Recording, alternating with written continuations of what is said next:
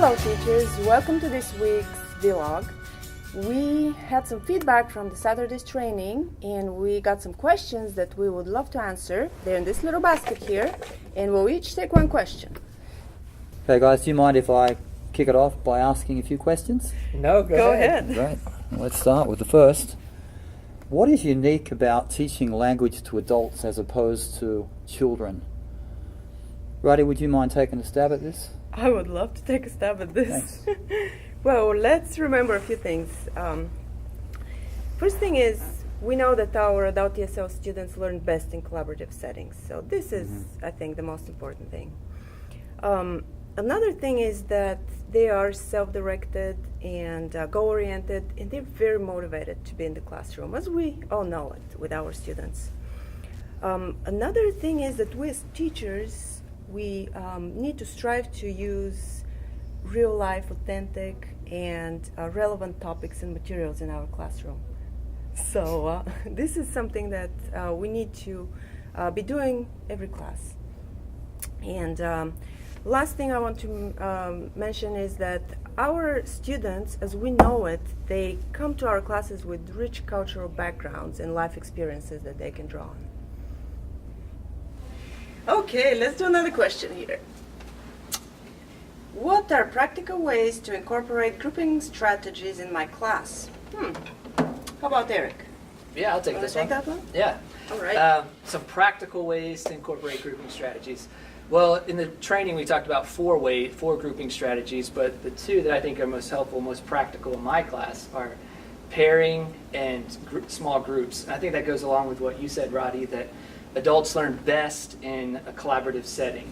So second language acquisition happens in a social context, so anything that I can do, any stage of my lesson, any activity that I'm doing, I always try to think, all right, when can I put them in pairs or in small groups? So one thing that I do when I'm doing my lesson plan is I think about 5 or 6 activities, 5 or 6 opportunities to put my students in pairs or in small groups. And so that's just a number for me that I use, 5 or 6.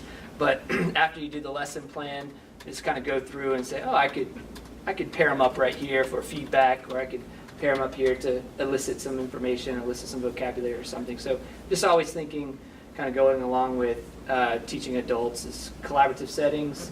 And so part of that negotiation of meaning, scaffolding, all that's happening in pairs and in small groups. Wonderful. So I guess I'll ask the last question.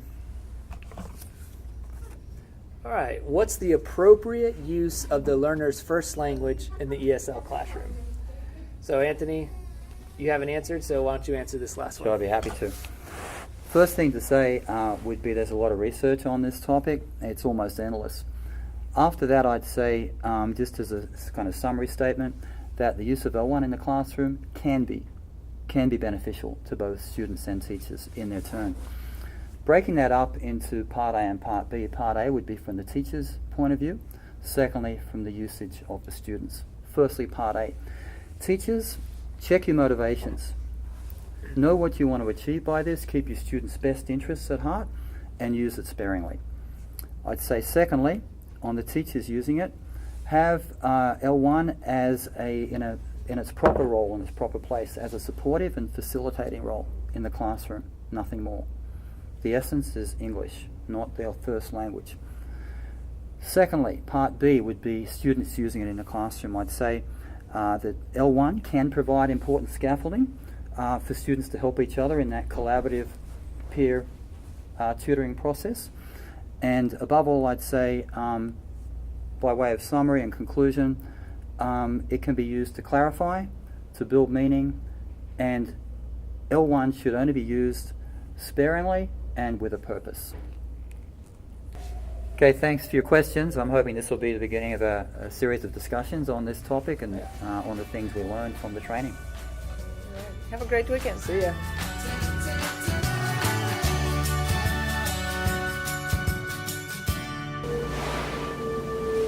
Cool.